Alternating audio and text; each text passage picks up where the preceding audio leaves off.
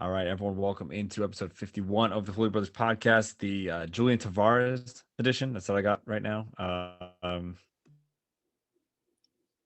They just got Maybe it's Bernie Williams 51. Brady Williams. Yeah, all right. I mean, yeah, he had to go cross on rival there, but it was, yeah.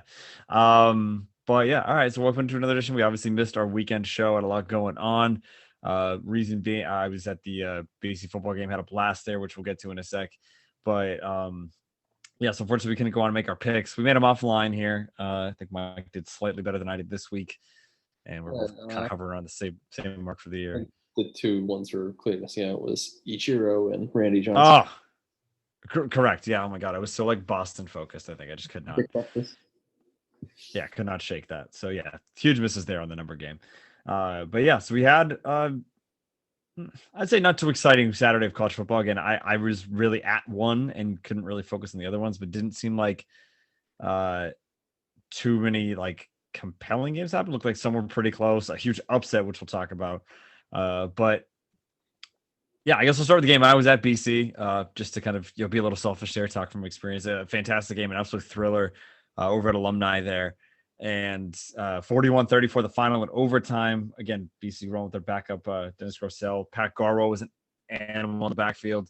Just being in the stands, that was crazy. Kept going back and forth. The field goal to clinch overtime for Missouri from 57 yards, which you don't see a lot in college, was just crazy.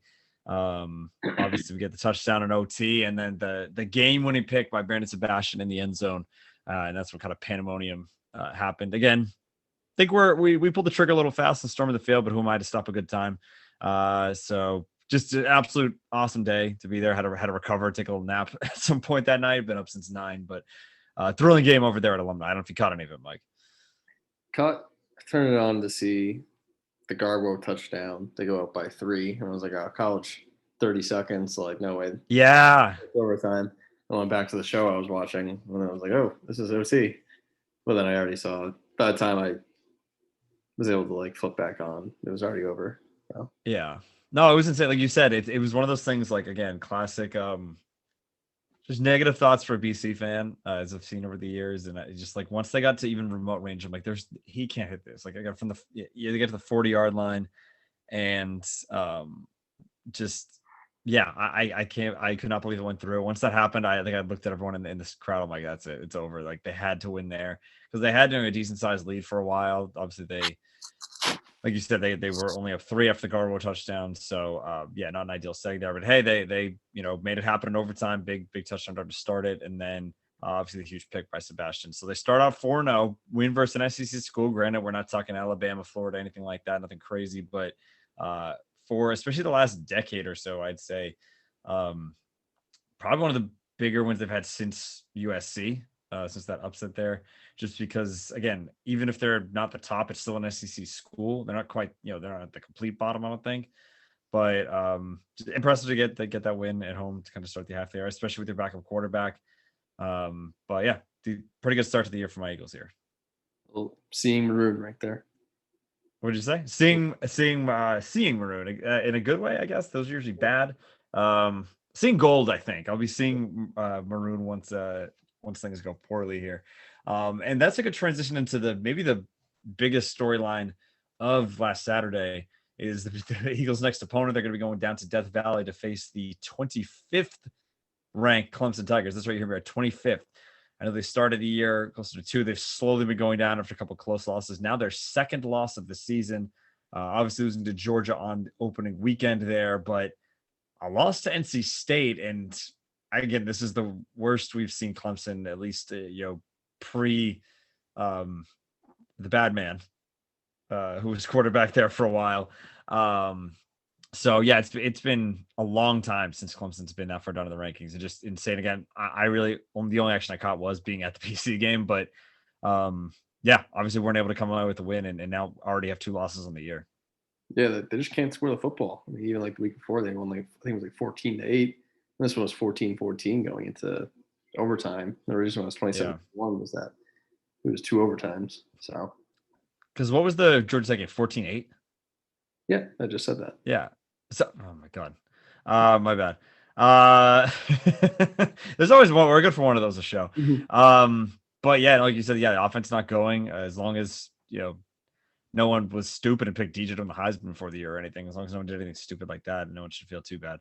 But yeah, I mean, it's interesting because I'm assuming we're riding high, they're riding low. We'll go in there, they'll probably still blow our doors off just because.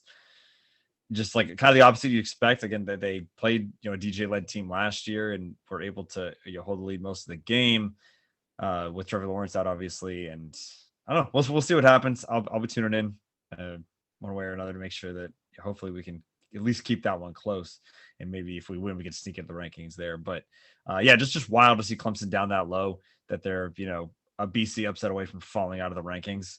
I think because that is happening, they will win. But yeah, just so nuts to see that happen. Especially, it's been kind of like, again, we have another good transition, almost like we were seeing with Notre Dame. Like even if they weren't, losing a lot of these games, even the ones that they were winning weren't super convincing. But this one obviously ended a loss. So yeah, now down to 25th in the rankings there. So ACC a little bit maybe or more open than people thought at the start of the year. Yeah, especially with, I think it's NC State now. I was gonna say, especially with UNC, talking about good Heisman picks, they're out 2-2 with they ended up losing to Georgia Tech. They got blown up 45-22. Mm-hmm. So yeah. Yeah, exactly. Yeah, it's funny because I think that's what people would have almost would have picked to like for the championship game, right when the year started. Mm-hmm. I think that was a pretty popular one. So, yeah, I mean, absolutely crazy. NC State looking really good now. I think they snuck into the rankings too after the win. So you're even talking about the Atlantic specifically, that could be in trouble because of NC State. I mean, depending on how their season goes. Either way, I have to think that it would take someone going on a run. There's a good chance that something we haven't seen. I want to say, yeah, since this college football playoff started, I don't think the ACC's gone over because there was the tail end of the Jameis days, and then kind of let run into Clemson's dominance. So they could very well go without a representative this time around. Yeah. First. Yeah, because again, especially if I know we every week we kind of go way too far in the future, but if you get two SEC teams and you get an Oregon and maybe a Penn State, at least that's kind of, if the season ended today, obviously that's where we'd end up. But yeah, kind of going back to the team that I said early on, did not see Mike's eyes wandering a little bit there, but Hardee's commercial right now. They have a nice chicken sandwich. He like eyes up. Also, it's funny because I got fried at the game. For those of you who don't know, Mike saw me on Sunday, so he knows. But yeah, decided forgetting my sunscreen before being in the sun for about 7 hours was a good idea. So I'm slowly peeling now. It's just like making movements in my forehead sucks. But yeah, Notre Dame. They again, we'll get into how my picks went. I did a lot better as a college player this weekend. I nailed my two games. I had the Notre Dame money line and then that Arkansas win. So yeah, Notre Dame, I saw that line. I'm like, this doesn't look right. I thought they'd win, but not as convincingly as they did. I mean, 41-13. Again, rough weekend for our guy Big Cat, but just absolutely, again, I didn't catch anything out of this game, but I mean, impressive win after I think struggling for again early on, barely sneaking by some opponents, and then now a ranked team, you really blow them out of the water. That kind of gives Notre Dame, I think, a little bit better standing than maybe they had the last couple of weeks. Yeah, so especially it was a real tightly contested game. It was about 10, like around like it was a field goal battle in the first half. Then about I think Notre Dame took the lead, and then Wisconsin actually went up 3. And the second they went up 3, Notre Dame got a kick return to take it to the house. And then right after that, it was just the floodgates. It was just yeah. It ended up being a blowout. I think it was like 31 straight unanswered end, and there was a lot of Grody Mertz trying to force it down the field when they're with only so much time left, and he threw some pick sixes. So, and did if I'm not mistaken, did Jack Cohn get hurt? Yes, he did. Because I was listening to some people today, some guy Pine, so they Pine and Cohn playing quarterback. Oh yeah. But yeah, like I said, good win for Notre Dame. Big game. I'm already getting excited for this upcoming Saturday. Again, I think we should have time to do that depending on your schedule, but I think we have a really, really good slate this upcoming Saturday. We do. Have you taken a look? Yeah. But yeah, I think those are kind of the big games of note. I'm trying to look through real quick here. Yeah, Georgia dominated Vandy. Anna Arkansas. I guess we can I think that's the last I guess real big one here. Actually, no, there were some closely contested games here. If you just kind of scrolling down here, like I said, A&M beating Arkansas 2010, Baylor upsetting Iowa State at home. How about that? I know Iowa State kind of on a bit of a losing steam after that Iowa loss. Obviously, the Clemson upset, like we said. Michigan barely escapes Rutgers. Michigan State overtime against Nebraska. And then another big one is that Oklahoma continues. They're kind of doing a Notre Dame type thing too, a close win there. I even forgot to mention them early on. I think maybe anticipating that something's going to go wrong there, but a tight win over West Virginia down there. Yeah, they're down to 6 in the rankings, just sort of undefeated but very unimpressive. So yeah, exactly. So yeah, again, it seemed like some decent games. I mean, maybe not on paper, but ones that were closer than anticipated. But yeah, so again, not too much to add for that whole week. Again, it was tough because going to a game kind of really takes you away from watching the other ones, especially those 9 a.m. tailgates will take a lot out of you. So, but yeah, again, I'm really excited for the slate this weekend. We'll get more into detail, but just kind of, I mean, going through high level here. I mean, it's really.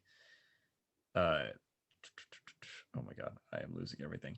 Yeah, I mean, Arkansas, Georgia, Cincinnati, Notre Dame, Ole Miss, Alabama, just kind of like every hour one's coming at you too. Baylor, Oklahoma State, obviously our game against Clemson later on. So yeah, really good slate there on Saturday.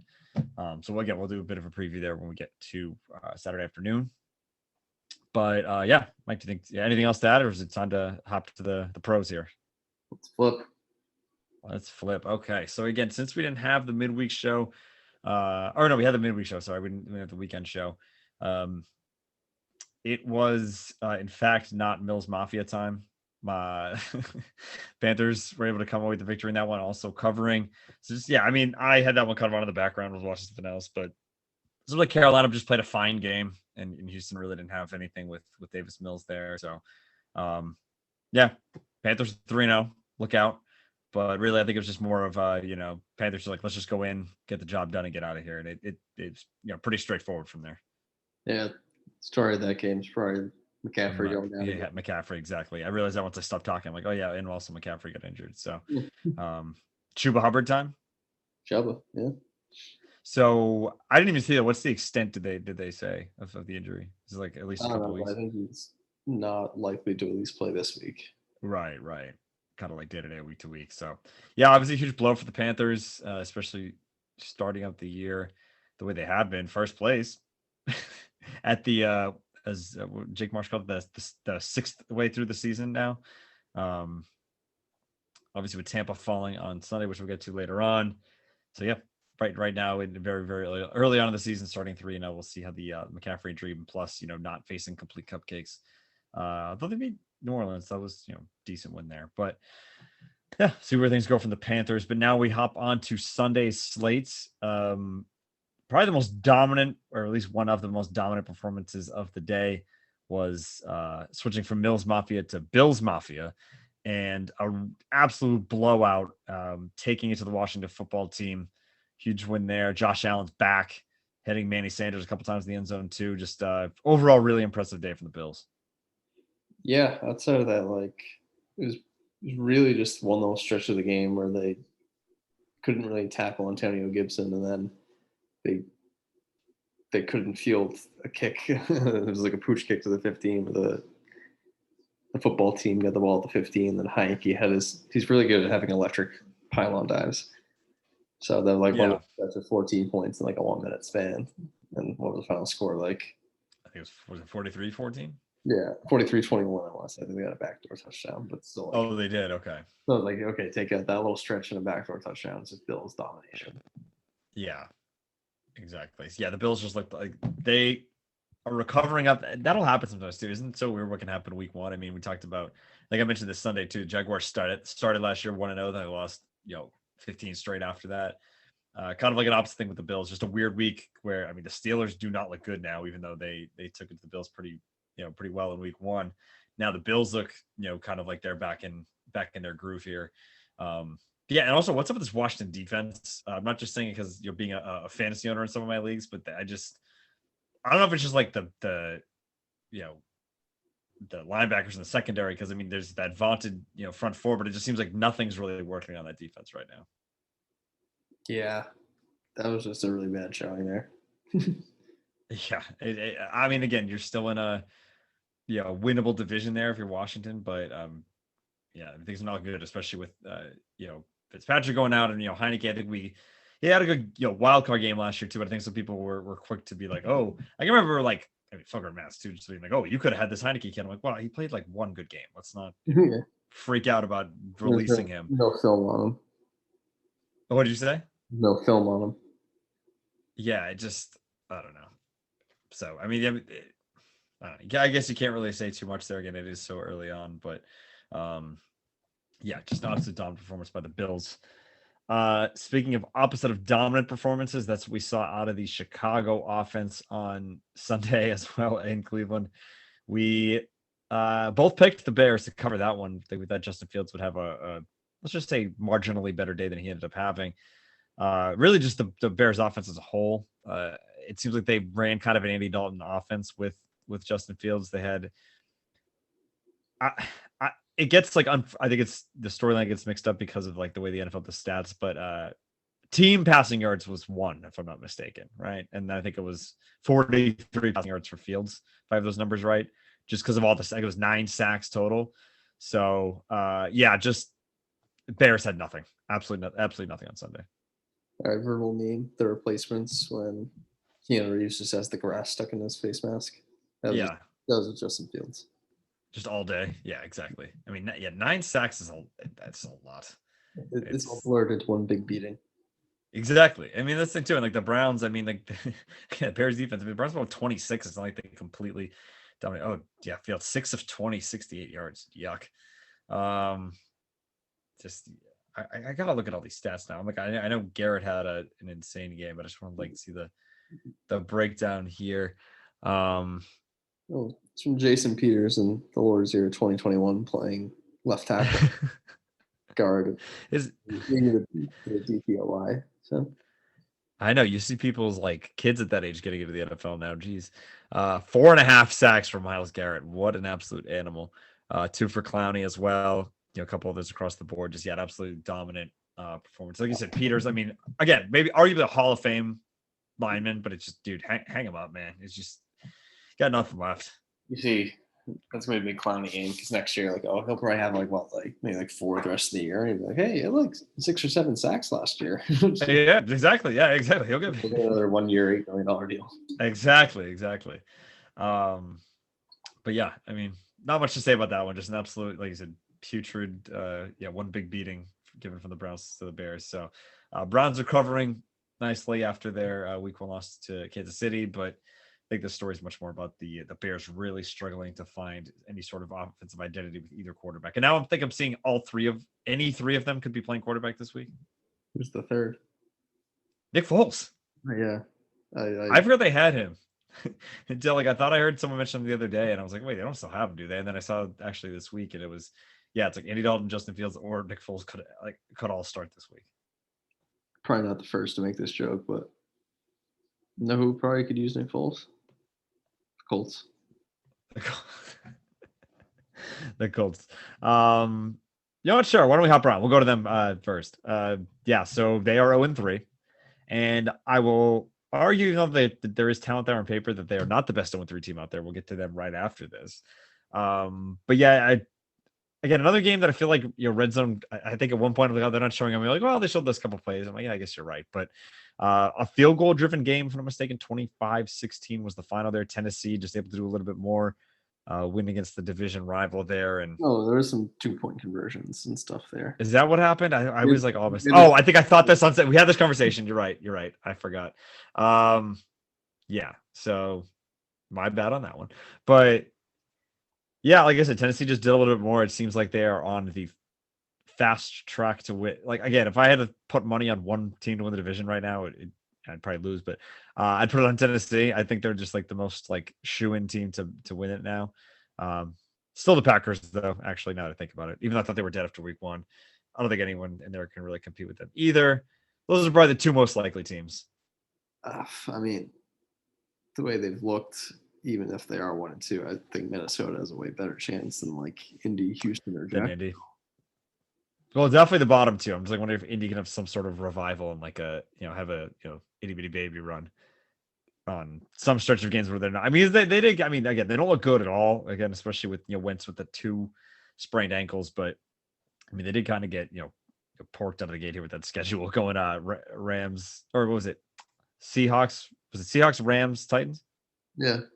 Yeah, that's not an easy start to the season. So again, not ideal, but yeah, certainly I would think that Tennessee already on track to win this one. But I'm trying to think, did anything crazy happen in this game? Or was it just kind of AJ Brown got hurt. AJ Brown got hurt? Not ideal. And Hines got his points. I'm like, yeah, nothing. Yeah, Naheem Hines. Now that I always say nothing crazy happened. Derrick Henry just a casual 28 carries, 113 yards. So ho hum, another average day for Tractor Cito, and that's before even getting into Tractor Cito season. Once it becomes too cold to tackle. I love that theory that goes around. But yeah, nice win for the Titans there. Okay, now again, I'm just going in the order that I have, so I'm quickly bouncing back. One of the I'd say probably the craziest ending of the day has to go to, unless I'm forgetting something, has to go to this Baltimore Detroit game because of what happened to it. Baltimore killed my teaser by not winning enough points here. But you talk about, so this is where I transition from. This is the actual best 0-3 team in football, the Detroit Lions, who've just been, the comeback that fell short week 1, and then now, I obviously got spanked around by the Packers week 2. But then again, another game that could have won. They could easily be 2-1. They could be 2-1. They hung in the first half of that game too. Yeah, Jared can't play in the rain. Exactly. Well, week 1 they just ran out of time, as the old adage is, and then this one they had it. And they honestly should win this game. They should be at least 1-2, because again, it's just a weird game where again Baltimore is really unable to pull away at any point. And then this is where the real both controversy and insanity happened. So a few things at the end of this game, and you even said it, Mike. What was it? Was it a 4th and 20 or 4th and 19? 18, I think.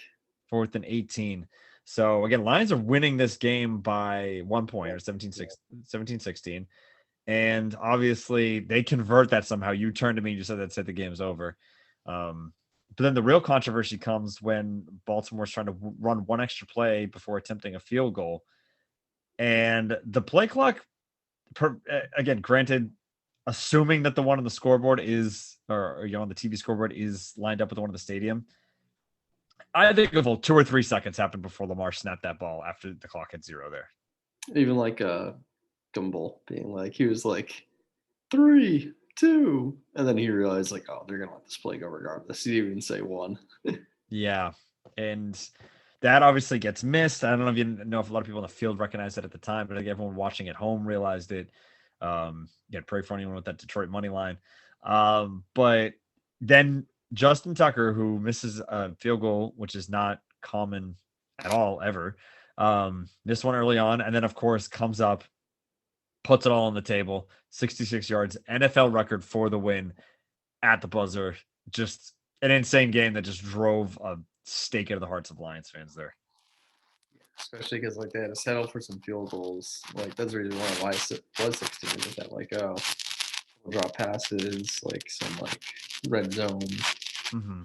It's like, oh, your defense got some stops, all these field goals, and then you have this like go ahead drive. All you had to do is stop them on 4th and 18, and play clock needed to go out, and then they just didn't need to hit a 66-yard field goal. But that's just the Lions for you. Yeah, it couldn't even have been 58 or even 6. It had to be an NFL record after this BS call for the win. Like just everything just again just awful luck for Detroit. That's why I'm officially declaring them the best 0-3 team in football.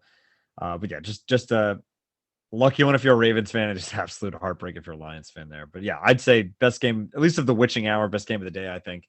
Again, witching hour was definitely up from what we saw a week ago. So pretty good games all around. Another insane game that happened, kind of in a similar vein, was this LA Chargers versus Kansas City game. So this is one that I think we both looked at, Mike, and saw Kansas City coming off a loss. They're going to really make a statement here. But What happened? Still looking at the Padre game. They're just throwing the baseball around. Anywho, Oh, fun. The eliminated Padres. But yeah, so this one was up. But Justin Herbert, Austin Eckler, Keenan Allen, all those boys came in, and you really put a good performance going on in Kansas City. What'd you say? Mike Williams. Mike Williams did have a good day as well. But yeah, they came into Kansas City again, going to Arrowhead. Again, with Kansas City coming off a loss, that's a recipe for losing that game. But again, great outing for the Chargers. Not gonna say it, but I'm actually gonna say it. Mahomes getting a little too cute. Yeah. The no look interception. Okay.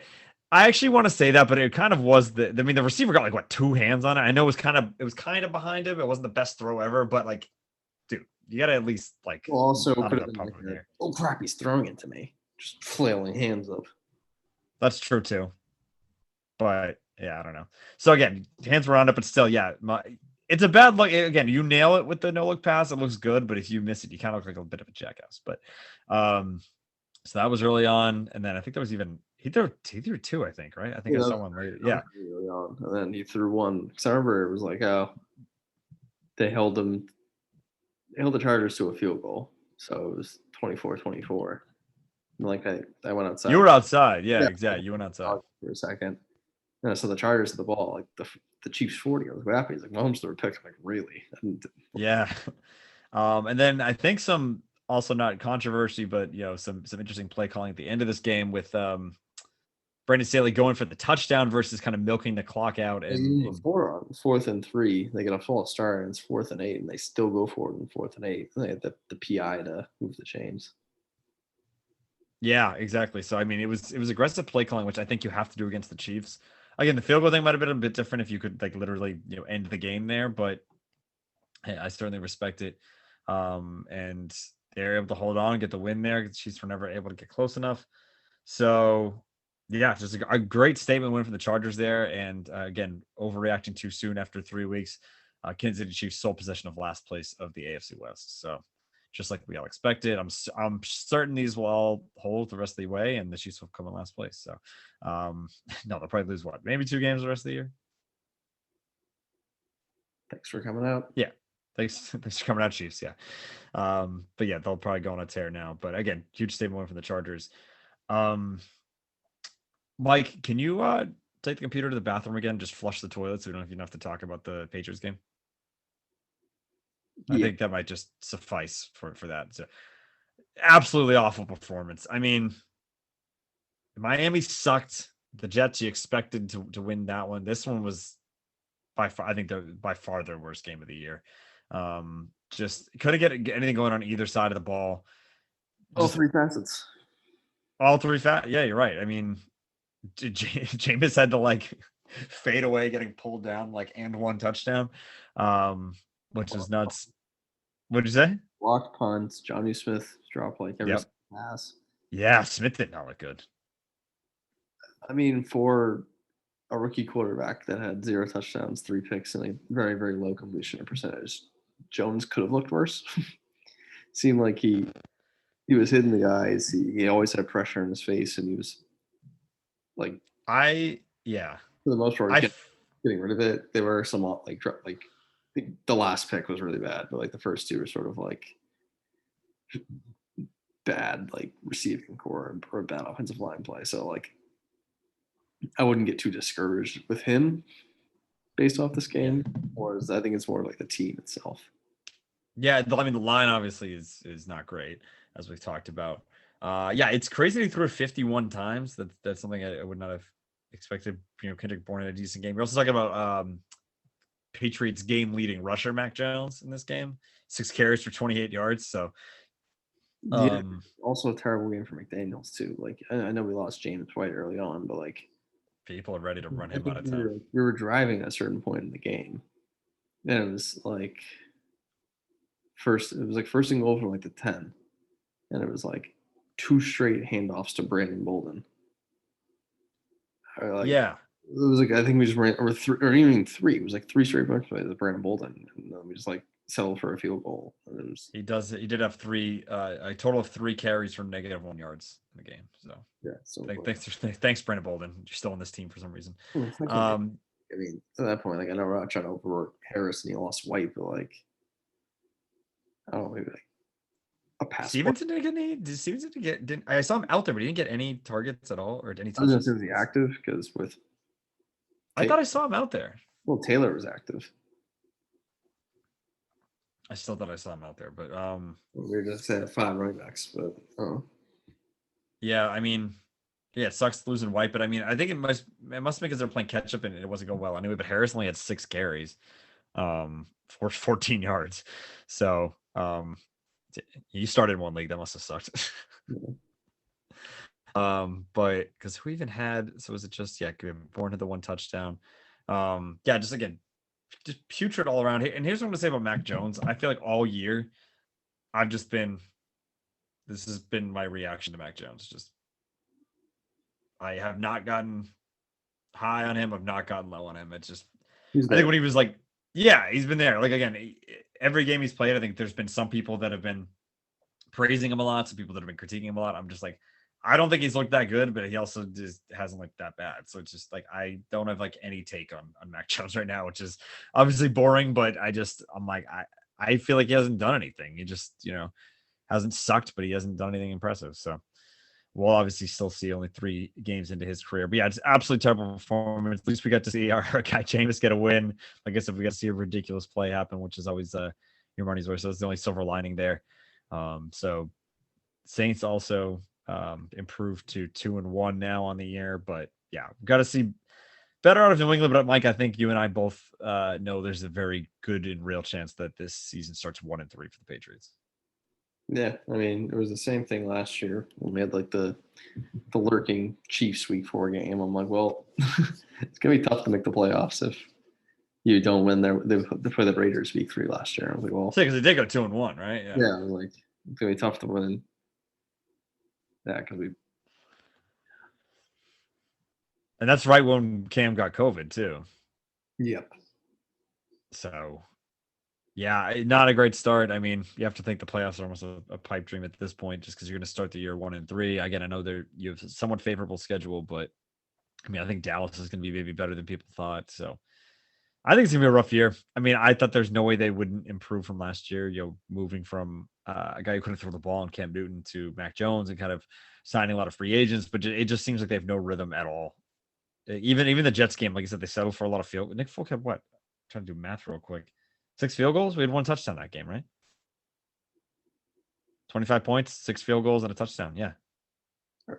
I think he sneaky might have like missed an extra point. I don't know. I gotta check this out. I honestly, yeah, I could be wrong. I thought that's what happened though. I thought we just kept he missed like the point. He did. Okay, well then apologies to the Patriots offense a little bit. Yeah, not great. 26. Okay, yeah. So anyway, my bad. But yeah, just not a great not a great start. Certainly seems better in New England. So and we'll get to the other teams. So things are not going well. I think we're all maybe starting to look forward to Celtics and Bruins season here. But anyway, keep moving along. We'll get to that in a bit. A couple games circled on everyone's calendars. Atlanta versus the New York Giants in the Meadowlands on Eli Manning Day. I really liked Atlanta in this one. It came down to the ending, obviously. The only thing that gave me pause was why I didn't pull the trigger on anything beyond our picks here was because it was Eli Manning Day. But yeah, I mean, not too exciting. Again, one of those games that, you kind of kept tracking on red zone, but you weren't, desperate to find out what was going on. With the craziness of the Raven game. Yeah. Charger. Yeah, exactly. I remember it was like, oh, by the way, Younghoe Koo lining up for a 44-yard game. Yeah, it's like, oh, damn, okay. And then it was like, okay, the games are starting, and they're like, okay, like, let's actually show you what happened in that drive. Like, yeah, I'm just kind of looking at some stat lines right now. Couple notes. Matt Ryan back against the Giants, at least. He went 27-36, 243 yards, 2 touchdowns. Not too bad. Barkley back. Had, not a great day, but 51 carries and a touchdown. And I think I said this to you too. Mike Davis on Atlanta, like probably the most frustratingly low if you're like a fantasy owner. Like I think I'm in one league. 12 carries for 50 yards. So he averaged 4 yards a carry, but he didn't get enough touches. Like it just seemed like four is kind of the benchmark there. So it's like, he had a solid day, it just didn't do much. So, this is the things that come up with when it's a 17-14 game in the Meadowlands with two teams that are going nowhere. But Younghoe Koo game winning field goal. He just kind of got buried with those other two games going on. But Giants moved to 0-3. They might be. I can't even say they're last though in my 0-3 power rankings because we still have the other team in New York and the Jaguars. So they're literally one cut above those two, I think. Yeah. And even then, they're just not good. They're not good. The Giants are not good. They need to find another They're the last team before the 50 feet of crap. Exactly. Yeah, exactly. They're I could be wrong because it seems to never work out this way, but I feel like we might end up having maybe in a different order, but we might just end up having the same two teams making the top two picks. Yeah. They're both horrid. Because I'm like again, the Giants, they'll win some stupid game in the East. They play the Jets, I'm thinking, right? Because of the cross conference one. They both came in last year, right? Actually, no, they didn't. They came in second, so they won't. They'll play the Dolphins. Yes. Yeah, I'll play the Dolphins. So that isn't easy. But I think they'll squeak a couple in, whereas I don't know if the Jets and Jaguars have that in front of them. But nonetheless, AFC North battle, AFC North football, Cincinnati, Pittsburgh. This is one where Big Ben certainly started showing his age and looks like he might need to be taken out back here because I don't know. I showed you that clip too that went viral of him just like falling in the backfield, but not a great performance. What'd you say? 17 straight. 17 straight what? For St. Louis Cardinals. Oh, okay. Well, did you see Big Head earlier? He was trying to do stoppable fourths. They officially clinched the berth. So that's nuts. I mean, we'll get to them later on, but I did see Big Head was trying to mush them because he said, I've been so cold, so I'm just gonna bet them. Something's gotta give. So going back to this one, I threw the ball 58 times. 38 of 58 for 318, a touchdown and 2 picks. Clearly relying on him. And how about the game that Najee Harris had? We were talking about this. Probably the most used player on Sunday. 14 rushes and 14 catches. Yeah, 14 carries, 40 yards, 14 receptions, 102 yards. So really, pretty much was the Steeler offense. I know Juju got hurt in that game, so he was out early.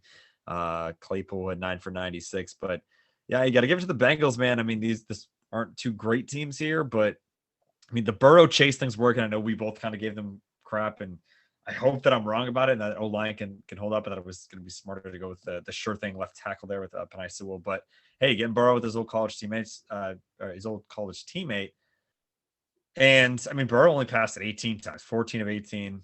Chase had 4 receptions for 65 yards and 2 touchdowns. So 4 touchdowns in his first 3 NFL games. I mean, I'm going to say, it usually goes quarterback, but what we've seen so far this year, no one really jumping out. I'd say early leader in the clubhouse, Jamar Chase has to be for Rookie of the Year. Yeah, I'd say so. I mean, yeah, none of the quarterbacks have looked. Which quarterbacks look the best? Trey Lance, 2 carries, 2 touchdowns. Or he might have thrown one. I can't remember. But, yeah, most efficient, that's for sure. It's. Again, solid performance. You have to think there's hope there for Bengals fans. I think this year, if you could just beat all the teams you're supposed to beat, maybe win a few games versus teams close to you, go a little under 500 for the year, I think that's a good sign for this team going forward. Yeah, it's like I said, they have plenty of weapons. Just get them all cooking, and then. I mean, there's a good chance they start the year 3-1.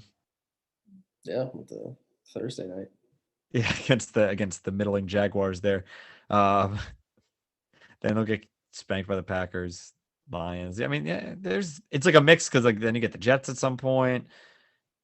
Yeah, they might win a few more games this year. So again, I think nothing's going to happen this year, but that 6.5 when you actually look at the schedule makes a little more sense. Yeah, I mean, now I'm looking to actually do have a lot of tough games left. Again, the Jaguars and Jets, those are both wins. So they have 2 with the Browns and Ravens. Right, exactly. So, but even then, it's like some 49ers, some Denver, Chiefs, Yeah, So they're playing both the West. it's gonna get rough for the end of the year. Yeah, let's put it that way. They play both the West. Yeah. Okay, let's put it this way. They play the Jets on Halloween. Mm-hmm. They do play the Steelers again, but besides that, there's a good chance they could just lose out from there. So enjoy the first half of the season, Cincinnati. Enjoy this win here. And then I think the final game of the 1:00 hour was kind of an insane one as well. This Arizona Jacksonville game. So yeah, I mean, it was a lot of craziness early. Jacksonville started out actually pretty well. Were they up 10 at one point, or am I making that up? It was, or was it 19-10? It was 7-7 at halftime. Okay. We thought that Harbaugh was crazy. He was rolling out Justin Tucker for a 66 because Prater lined up for a 68. Yeah, exactly. And obviously that got taken back to the house. I'm already blanking on who was it again? What was it? Agnew. Yeah, right. Agnew. 109 yards, shades of Antonio Cromartie in 2007. But yeah, we're like, geez, that really turned the game too. If you're gonna kick that, you almost have to make sure, especially at the half too, when there's like, maybe a little less at stake. Make sure you have the coverage there. The missed extra point. It was 13-7 Jags at the half. After it seemed like the Cardinals were really they scored early, got a red zone turnover. They scored early right away, and the next drive they got a red zone turnover. So it seemed like it's like, okay, now they're gonna run away with it, but they just couldn't really get the offense rolling.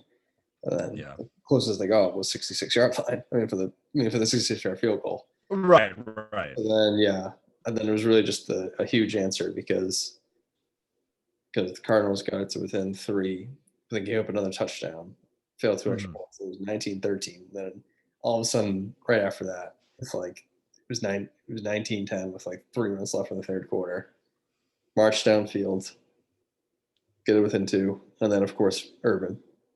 Naturally, when you're up at the end of the third, beginning of the fourth, against an undefeated team at home, it's time to run a flea flicker with your rookie quarterback. Yeah. And we were watching that job. It wasn't even a bomb too. It was like a 15-yard pass maybe, and it's just like, oh no, never mind. Yeah, it was like a duck that just got snapped out of the air for a pick six. The next thing you know, boom, you're down by 5 and you're chasing the lead against a good team in the fourth quarter.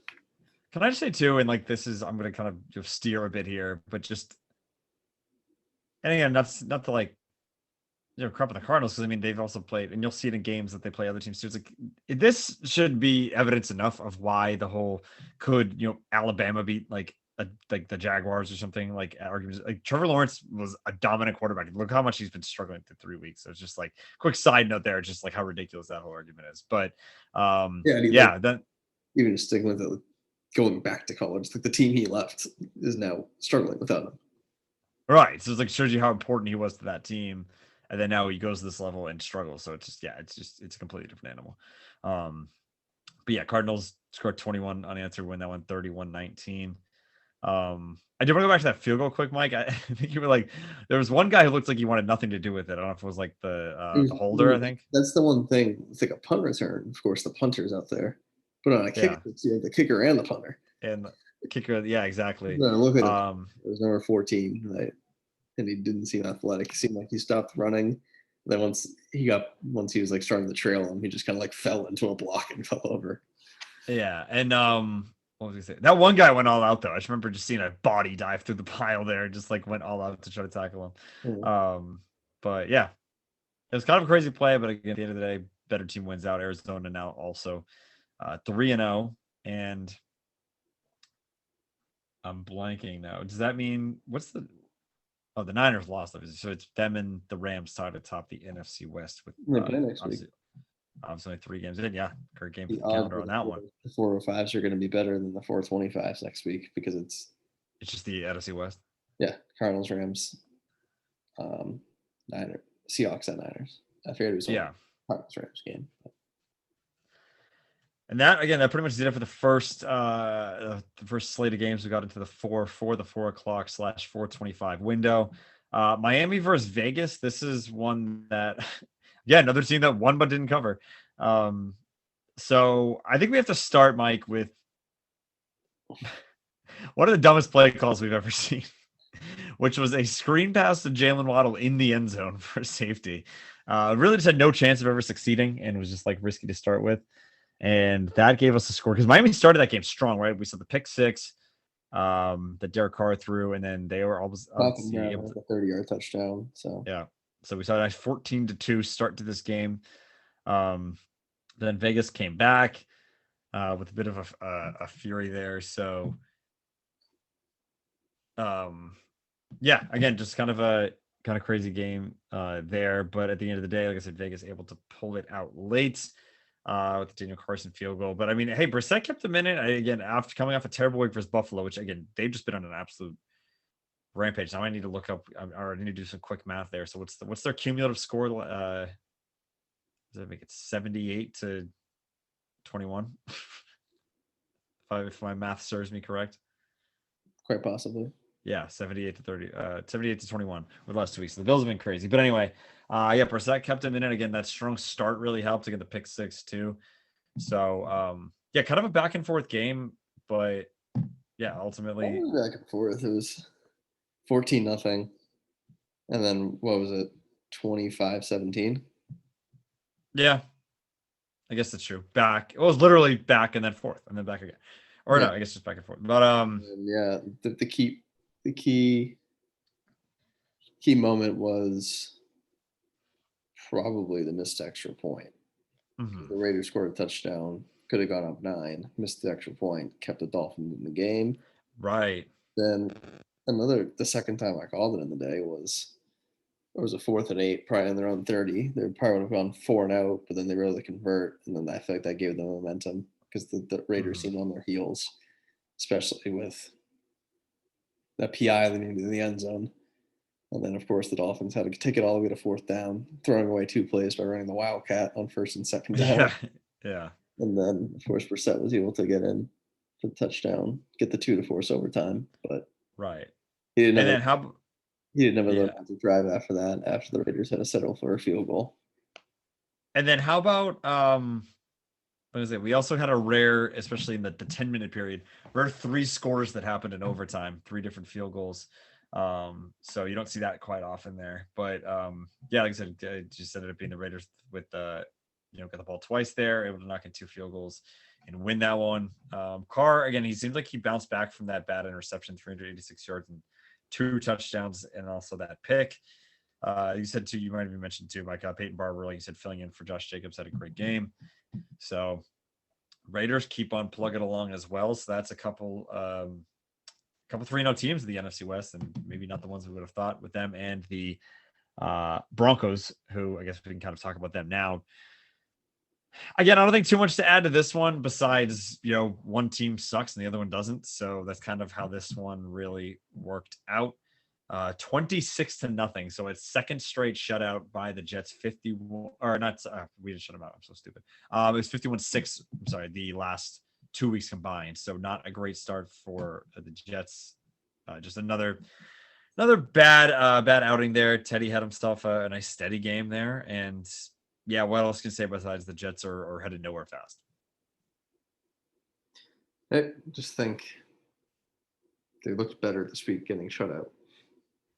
They did, at least offensively. And Zach Wilson cut his interceptions in half from last week, so there's that. Yeah, again, I don't have too much to say on this. I don't think anything too crazy happened. I'm trying to even look at the scores here. I mean, yeah, the running game was pretty solid for Denver. Maybe not on an average basis, but they punched in 2 touchdowns. Kind of really all they needed here. Yeah, I mean, not much to say on this one. Just Denver improves to 3-0. They beat all the teams they were basically supposed to. Obviously, it's easier once you start with that kind of schedule. Obviously, because what are they've played? They played Jacksonville, the 2 New York teams. Is that right? Yep. So they haven't even faced anyone in their division yet. Who is pretty competitive if you think about them and the Raiders being 3-0, and you probably want to think that the other 2 teams are better teams. So pretty solid division out there. So we'll get to see what happens to these Broncos when they face a real schedule here. And I, for some reason, can't find the score that I was just on. So now I want to see their upcoming schedule. You mentioned battle for first place this weekend against the Raiders. Then having to go to Cleveland, Washington. Then they get in kind of some Definitely gets tougher throughout the year. The only other cupcake later on in the year is hosting the Lions and Bengals back-to-back weeks, and maybe they might give them a bit of a run for their money as well. Once they get the NFC East portion, that's kind of just up in the air. You can see where that goes, but I don't know. I still think the Broncos can compete for a playoff spot here, especially if they can play remotely like they do against these really bad teams versus some solid teams there. But again, they have a 3-0 start, so if you play roughly 500-ish the rest of the way, you're in a pretty prime spot there. Wrapping up, we have a couple other matchups here. Tampa Bay versus the Rams. That was kind of the big one on paper. It was the Fox game of the week versus two powerhouses there. Mike, you might have even said it at one time. You think these might be the two best teams in football, especially seeing the Chiefs struggle early on the way they did. And you got to give it to them. LA, they defended their new home turf up there, and Stafford to Cup, man. That's all I can say. They just seem locked in. I mean, there's just a lot of weapons. Even with Henderson being out, they're able to keep the ball at least. It was mainly an aerial attack from Stafford, but like Michelle did an okay job. It was like a Junk. Or oh yeah. Funk. Yeah, he had a couple carries, and then the ageless Sean Jackson. I guess he's good for one of those a year. He'll go for like a 50+ yard. Again, I want to hear Deshaun Jackson's stat line: 3 receptions, 120 yards at a touchdown, longest 75. So exactly that insane play there. Like I said, they have so many weapons, but it just seems like once they get to the red zone, there he's locked in on Cup, and it's working. It's working right now. So at least offensively, not a bad game for the Bucs. Brady had 432 passing yards. They couldn't really get anything going in the run game. I'm noticing because again, Brady was the leading rusher with 14, and Mike Evans had a great game. Gronk got hurt for a little, but did come back. So I think if you're a Bucs fan, not too much to worry about here. Again, it takes the pressure off of trying to go 20-0. So there's that. And again, you're having a pissed off Tom Brady about to come into New England next week, and I'm expecting some damage will be done. So I think this is a really good game. Could have been a bit more competitive from a fan perspective, but seeing Tampa kind of maybe not have their best outing but can recover, and LA just looking really, really strong to start the year. So I think that pretty much says it all there. And then we get to Seattle and Minnesota. Frustrating game for Seahawks fans. I really couldn't get anything off the ground. I mean, Minnesota came out. They did punch them in the mouth early on and kind of stuck around. Really made it a good game here. But got to be frustrating if, like I said, you're a Seahawks fan losing 30-17. Again, you just never could really come back from that Minnesota hot start. They did take the lead 10-7 briefly. Then they actually went up 17-7. I was about to say, it wasn't really a Minnesota hot start. It was a Minnesota hot finish. I'm sorry. Whatever. I think it was like the first touchdown I saw was there. And I'm sorry, I'm screwing all these games up. It's a lot of games, all right? Still getting into form here. But yeah, it was 17-7, and then they really Seattle just stopped playing essentially. And obviously Lockett got hurt at one point too. So got to be a frustrating game if you're, like I said, a Seahawks fan, because it just everything kind of just stopped happening at one point. Yeah, it was kind of one you wanted to get done on the road, even though the Vikings were one of the better 1-2 teams. Mm-hmm. It was one you had to get done, especially with the trip to Santa Clara next week. So. Mm-hmm. Yeah, absolutely. And so again, just Minnesota, I think it may be a situation with a team that needed it more won, but obviously, not the best game or outcome, not the best start for Seattle, as they now fall to 1-2 as well. And then the two primetime games, I actually didn't really catch either of these at all, to be honest. I was a little wiped on Sunday night, and then had a few things to do last night as well. But it seemed like a really compelling game on Sunday night between Green Bay and San Francisco. I can break it down a little more. I didn't really let's hear it, man. Let's hear it. I didn't watch much of it, but I watched the end of the Sunday night. Yeah. While I was reading, it was a real ref fest the first half. Yeah. Real Dublin Packer start. I think that the turning point for San Francisco was getting that Trey Lance rushing touchdown on the, I believe it was 3rd and goal with just a couple seconds left. Yeah. And that was really big, as that, I believe, got them basically on the scoreboard. Yeah, they were down 17-0. So Mm-hmm. I was able to get it from 17-0 to 17-7. They had the ball to start the quarter, or start the third quarter, and got it within 3. So we just kept them, Sorry, go ahead. kept them in the game, got some good stops, and then Jimmy G had the ball with 2.5 minutes, and he was able to get it in. Did the 2-minute drill. Unfortunately, like I mentioned, there was 2.5 minutes left. Yeah. And left riders 30 seconds, and he was able to come with some big plays with Devontae, and Yeah. end up good. And I think I was tracking a lot of this online too, and it seemed like some people were almost calling for Jimmy G. But did he not start great? Is that what happened? And then He he had a got really, really bad first half. He was not, yeah. I mean, like I said, like it took a that was like third or fourth and goal, and like it took Yeah. to get it down. It was like the first competent drive of the game, and he could have it in. But So yeah, and then like I said, another situation where it's like, especially in today's NFL with touchback being 5 yards up, the passing rules, like whatever you want to call it, just like it's insane that 37 seconds for Rodgers is enough to get into semi-long field goal range for Mason Crosby. yeah, no timeouts too. Yeah, no, that's insane. Yeah, so I mean, it was with 51 yards. I mean, so they got down to like the 34. So I mean, he cares again. You can tell he. Yeah, I know. It's frustrating. But yeah, I mean, impressive win for the Packers. Like I said, I think I'm at a point where like I liked him last year. Now he's kind of annoying again, but I'm at a point where I'm like, okay, like this is at least like a good storyline. He's kind of toying with people. I agree. Yeah. He's kind of like, did he tank the first game on purpose just to get the like headlines going and play pissed off a bit? So I do gotta say, shout out that was in that drive. They looked pretty incompetent on the first 2 plays, one on a 3rd and 10. Kittle had a big 39-yard reception, so it was good to see him kind of getting back to his former injured years. Juszczyk, he had the go-ahead touchdown. That's right. Yeah, exactly. That was the thing. I know his catch-22 is he left them too much time, but like you got to score though. I mean, you can't like roll the dice trying to take too much time. You're down by a touchdown. Granted, San Francisco did have 3 timeouts. Yeah. But they're at the 12. It wasn't like first and goal from the 1, and like they ran. No, you gotta punch it in. You gotta punch it in. It's not like this is a tie. Yeah, it's not a tie game where you could just milk the clock. There was about 45 seconds left. With 12 seconds left in the shotgun on like 1st and 10 from like the 12. Right.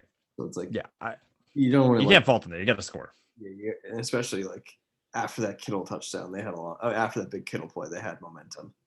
Mm-hmm. Like whereas like they had to keep the foot in the gas. Yeah, absolutely. But yeah, again, like I said, impressive win for Green Bay out in the Bay over there. So, obviously both teams now at 2-1. And last game we had was last night. Again, I didn't catch any of this at all. But looks like, again, just had a few things going on. But Cowboys won pretty handily, 41-21. Again, I think the Cowboys they had a tough game week 1 that I think could have really gone either way there. But they're starting to slowly find their form here. 41-21 the final. Dak had an amazing game. Only 5 incompletions, 238 yards and 3 touchdowns. It just seemed like I don't know if you caught any of this, Mike, but it just seemed like better team won here. Let's put it that way. I know I didn't really catch any of this game. It was like I remember it was a weird fumble that got the Eagles on the board to 7-7. Yeah. The Dak touchdown, like I called off the board at like 4th and goal from the 1. And despite all that weirdness in the first half, they're still up 20-7. And then they started off the first half with a pick 6 by Trayvon Diggs, picking off his former teammate. And then after that, it kind of just became the story after 27-7. I mean, it ended 41-21, so it was just 14-14 the rest of the way. Yeah. The line after that was Eli giving the bird. Oh yeah, I did see those clips on that broadcast. That's so funny. I've yet to obviously not being a single guy anymore. We actually have a house guest right now. So kind of doing more inclusive things. I didn't catch any, but I gotta catch one of these Manning broadcasts. I almost wish they were like at a different time, but that was funny. And then I don't know, I've seen stuff about Hurts too. It looked like he was struggling early on. He was able to kind of almost like Kirk Cousins his stats a bit to make him look. If you look at his stat line, it doesn't look bad. Like 326 passing yards, 2 touchdowns, but he only put up 7 points in the first half. And started off with a pick six. So Yeah. it was like, I mean, I was already losing this fantasy matchup, but seeing, I think he had like 5 points in the first half. He finished with like a halfway decent one. He's like the fifth best like fantasy quarterback right now. Yeah, wouldn't think that. Right, exactly. He's putting up those garbage stats there, but yeah, that wraps up week 3 here. So again, like I said, we'll do a bit more of a preview this weekend, get back on that schedule, but again, still early, a lot of good teams, maybe with some interesting records, and I guess how many 3-0 teams are there now? I think like a lot of the 2-0 teams ended up just winning. So we have Broncos, Raiders, Panthers, Cardinals, and Rams. Forgetting anyone? Suspects. What'd you say? Usual suspects. Yeah, well, yeah, exactly. Now I need to scroll through again just to make sure. And then yeah, let's see. We have, just like I said, Broncos, Raiders, Panther. Yep, nailed it. Got all 5. Power rank them. Well, I was gonna say there'll only be a maximum of 3 next week. That's true, because we have the 2 of the divisional matchups with Vegas and Denver, and then LA and Arizona. So I'll just rank them. Rank your 5. Rams, Cardinals,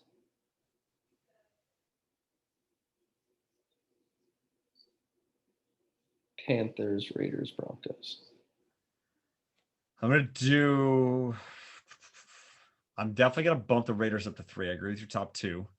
Then yeah, Panthers are probably a little better than Broncos, but yeah, again, like you said, we'll only have a maximum of, we'll have at least 2, and then we'll have maybe 3 depending on the Panthers do.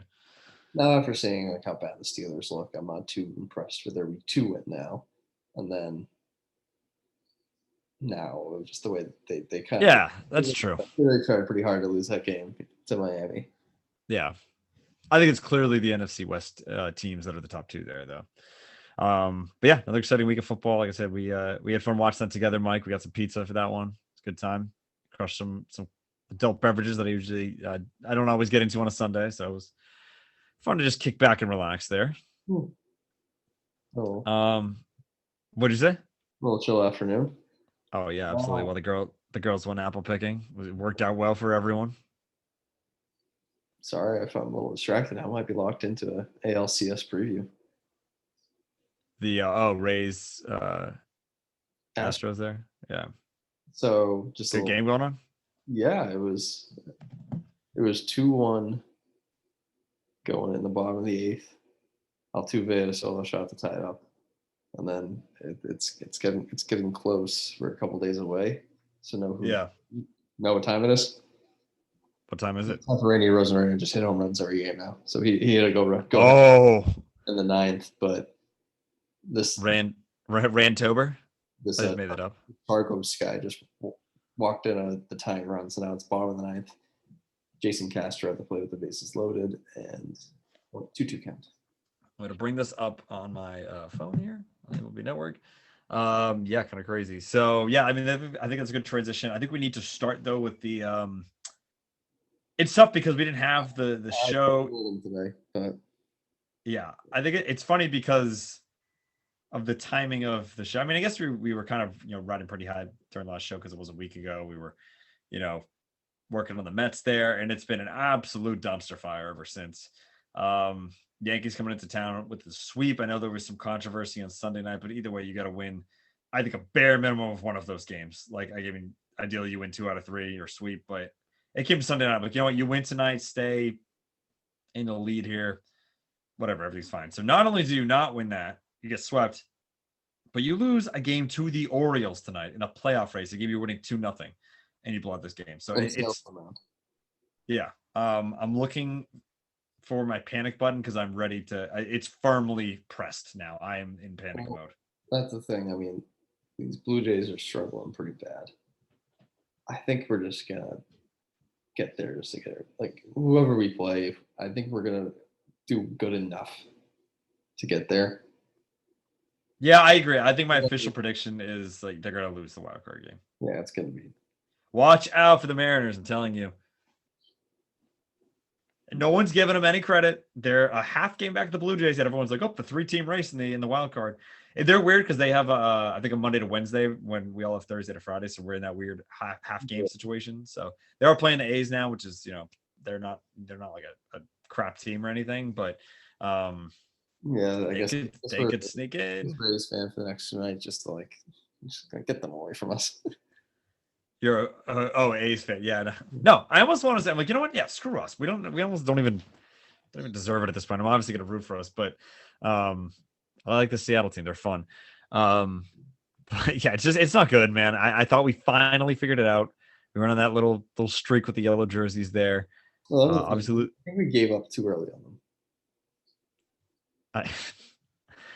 I mean, it's fun to say, and but it almost is like it kind of gets like ruined at that point, because then at that point, it's like, all right, now we're just talking about baseball, and it's so funny because we've talked about all these teams peaking too early. It's like, I think we peaked too early, just a little too early.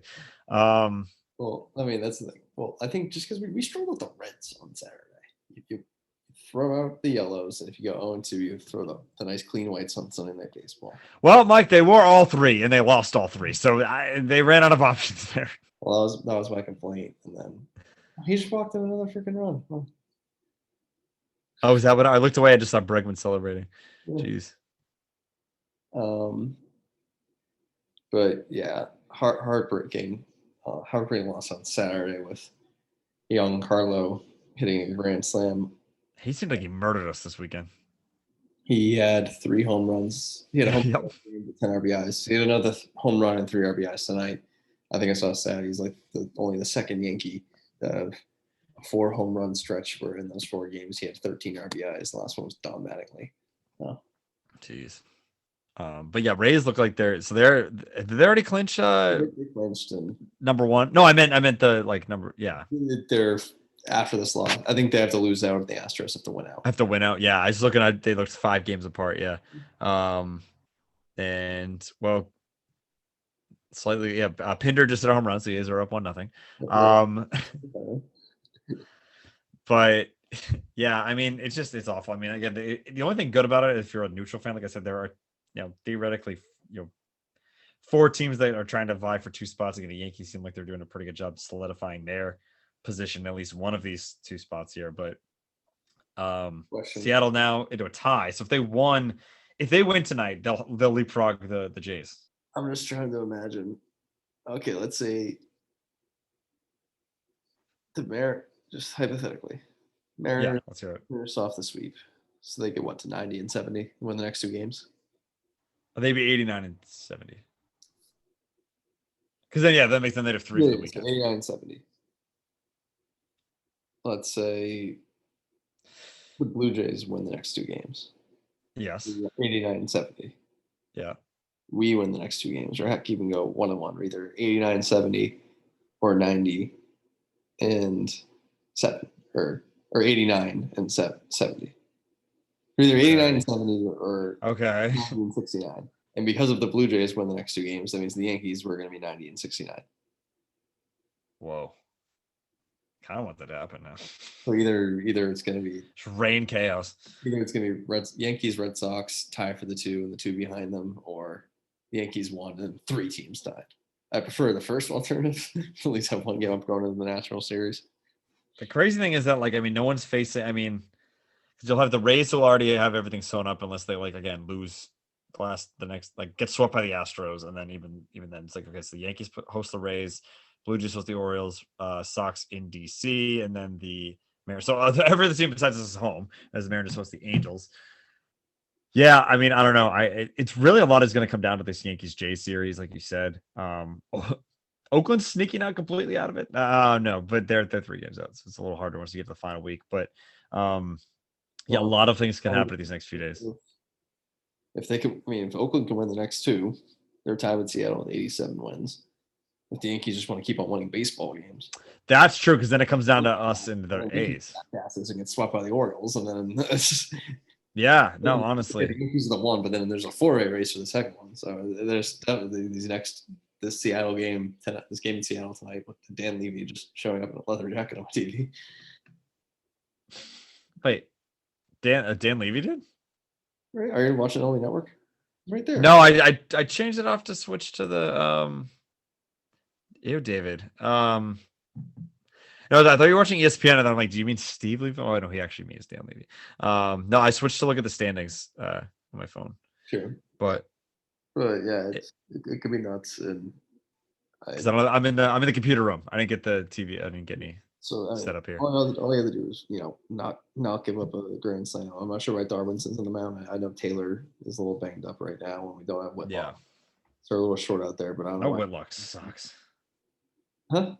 So no, having no Whitlock sucks. I said Whitlock sucks. I was like, wow. No Whitlock sucks. Yeah. So I know we're a little short-handed, but and there's probably a 3 batter minimum with just the way the lineup's going. But Yeah. wins in facing standing with the bases loaded scenario is not what you want. And that 2-1 lead evaporates from it gets into a 5-2 lead, and the next thing you know, it's bam. I did the shutout. Freaking Weck Dog hit it off the lake tower. And then Sunday it was again being up 3-2 after I think the Yankees kind of pooped on their legs. I know Gallo had a pretty bad error. And then just the strike 3 call that messed everything up. Yeah. And then the double by Judge, and then Stanton just feeding on the momentum shifting and basically just putting the nail in the coffin for the series.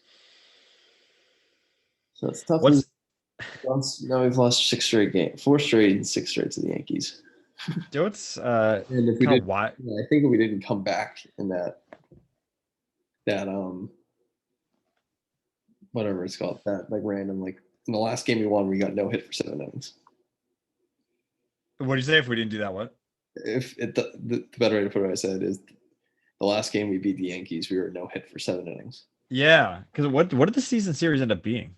Probably like 10-9. Like yeah, wasn't it like it was like we were like a big time for a while. I think it was like 8-1 or something. I don't even know. It was like something crazy. But yeah, it's gonna be nuts. These last few again, there's theoretically 5 teams that could come out of these 2 spots here. Like you said, the A's could win these games here. Austin, the Jays could screw up, and then just like assume the Yankees get the first one, and then the A's could be, the A's have a shot at the second spot at least. And everyone else really limited. But again, it's not impossible for the A's to sneak in there too. Like I said, put some respect on the Mariners' name.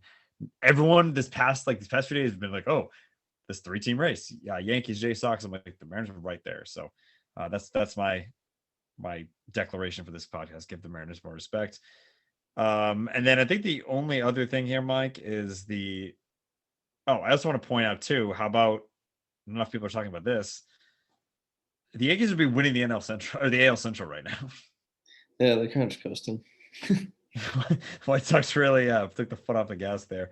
Had some injuries to their staff too. Right. Udon's been on and off the IR. There's going to be, that's the thing too, as poorly these teams have played, these teams have pretty decent records getting left out of the playoffs here. Some 90-win teams for sure. But besides that, like you said, Rays and Astros, Rays pretty much have the best record locked up. You're going to have to be literally a lose out, win out situation. And then only other thing really, it seems like Atlanta's going to hold off. Yeah, they had a big win tonight. The Phillies are in this week. They won game 1 tonight. Phillies almost came back, but Will Smith barely closed the door. The Padres going to finish underneath 500. Bro, what is wrong with them? I know they're already out, but just like, geez. Yeah, they honestly might. They're playing the Dodgers now, who still have something to play for, because it's the other note, because there's 2 back of the Giants. So, and again, not impossible to make up. And San Diego goes after the series. It's just San Francisco. Yep. Yeah. So, they could just lose out, honestly, for all we know. But yeah, the Dodgers will need some help from these Padres once they finish up. And then I think the Giants play the D-backs right now, right? What a terrible stretch to end the year. The Padres? Yeah. So like 2-8 in the last 10. So that's looking back to remember on Labor Day weekend, we're like, oh, Astros Padres, pretty good series. Yeah. So since then, Padres actually took 2 out of 3 at series, but then they had a 2-gamer with the Angels split, and then after that they had Dodgers, Giants, Cardinals, Giants, Braves, Padres. Braves, Dodgers, Giants. They had 9 games with the Giants this month, Jeez. including October. Yeah. So, Yeah, yeah, not a great finish. I don't think they're gonna. They have to go 3-3 in LA and San Francisco to finish at 500. Yeah, they're probably gonna be under. Yeah, that's nuts. Dude, That's it's not gonna what be. you expected. Remember in 2018 when we got like 101 wild card team. You're never gonna see that again. Well, we're automatically gonna see it again. We are going to see it. Yes. So that's the other thing. Yeah. So again, Giants 2 up. I wonder if the aggregate wins between the 18 Red Sox and Yankees will be larger than the aggregate between this year's Giants and Dodgers. Oh, and 20. Oh, yeah. Because what did the Yankees have that year? 100 on the dot. Really? And we had what, 108? 108, yeah. So 208. What are we sitting at now? 202.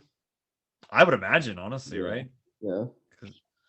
They'll probably be like they'll probably be like 106, 107, and then like 104, 105, like something like that. Yeah. Because what we got, so again, Giants up 2 with, it's scheduled to play out. And the Giants are 1-1 against the D-backs. Then Dodgers are 2-0.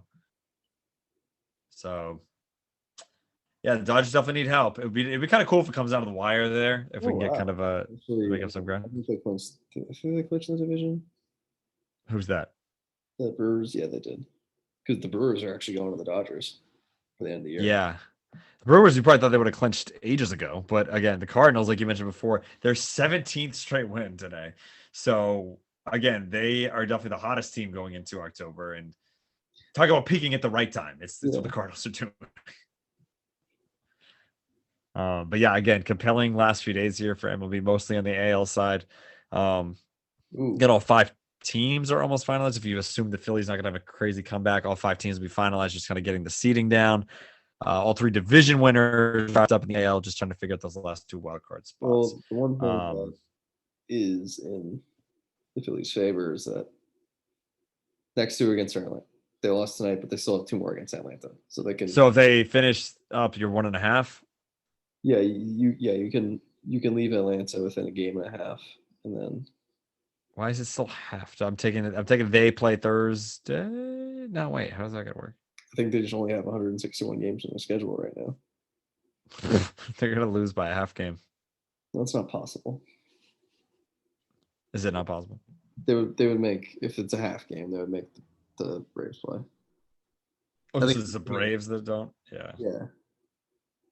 Yeah, why is that? Why don't they just have a makeup for it? Because they're 4 back in the loss column. Oh boy, yeah. I think it's all gonna be fine. Yeah, I'm assuming probably the Reds, because they're a half game right now. Yeah, they're only at 156 games right now. Yeah, but yeah, should be exciting last couple series here, and we'll have again a slightly clearer picture, maybe not the full clear picture on Saturday, and we'll have our picture maybe by Sunday. Do they ever do? Well, they do it for wild card, right? They don't do it for divisions, though, right? What? Like if the Padres or the Giants and Dodgers were tied after Sunday, they would just go off. They play on Monday. Remember? Oh, that's right. That's right. They did with the Cubs Brewers, right? That same day, it was also believe it or not, the Rockies and the Dodgers. Right. Okay, yeah, you're right. I was thinking there was another. I don't know. I thought they didn't do it. I thought they said not do it. I can't remember what it was. But yeah, so we could have. So we might not even be finished by Sunday between the wild card and then the NL West as well. But definitely have a slightly clearer picture this weekend. Let's hope the Sox can figure something out. And yeah, we'll see if any craziness happens. But I think that's all I had here for the program. I'm not going to get into the whole NBA Media Day and the vax situation. That's just going to let that be. Hopefully we have a healthy season here, but we'll get to that in a few weeks once we get closer to the season, which is sneaking not that far away. We're already under a month there. I think a lot of the games start on the 22nd of October. So we'll have to throw that into the mix too once we get it. October's always nuts because you got middle of the NFL season, MLB playoffs, and then hockey and basketball starting as well. So we'll certainly have a full slate of material coming up. But yeah, unless you have anything else, Mike, I think that's all I have for today. Covered it all.